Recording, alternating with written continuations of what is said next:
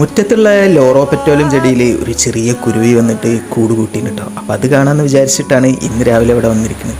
പക്ഷെ എന്ത് കാര്യം, ഇവിടെ വന്നിരിക്കലേ കാര്യമുള്ളൂ കേട്ടോ. മഴയാണ്, നല്ല മഴ.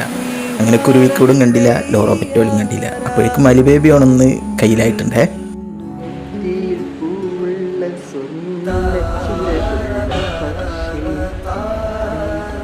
അവനെ ഉണർന്നു കഴിഞ്ഞിട്ടുണ്ടെങ്കിൽ ഇതുപോലൊരു പാട്ടൊക്കെ പാടി ഒന്ന് ഹാപ്പി ആക്കണം.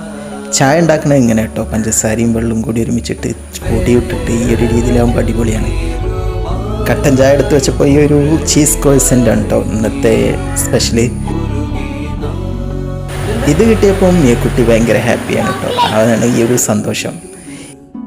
ഇന്ന് ബ്രേക്ക്ഫാസ്റ്റിന് നൈസ് പത്തിരിയാണ് കേട്ടോ. അപ്പോൾ വെള്ളം തിളച്ച് വരുമ്പോൾ ഉപ്പിട്ട് കൊടുത്തിട്ട് നന്നായിട്ട് ഇതുപോലെ ഇങ്ങനെ ഒരു 2-3 മിനിറ്റ് നേരം ഒന്ന് വാട്ടിയെടുത്ത് ഇതുപോലെ തട്ടിലിട്ടിട്ട് പൊടി കുഴച്ചെടുക്കും. അപ്പോഴേക്കും ഈ ഒരു മുട്ടക്കറി തയ്യാറായിട്ടുണ്ട് കേട്ടോ. ഇത് നാടൻ മുട്ട വെച്ചിട്ടുള്ള ഒരു അടിപൊളി മസാലക്കറിയാണ്, നല്ല ടേസ്റ്റാണ്. ഇതിൻ്റെ റെസിപ്പി ഞാൻ അപ്ലോഡ് ചെയ്യുന്നുണ്ട്, ഫോളോ ചെയ്ത് വെച്ചോളി.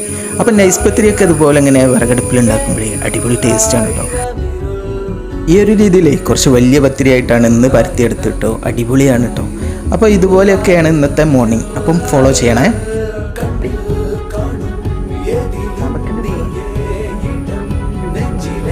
നല്ലല്ലോ.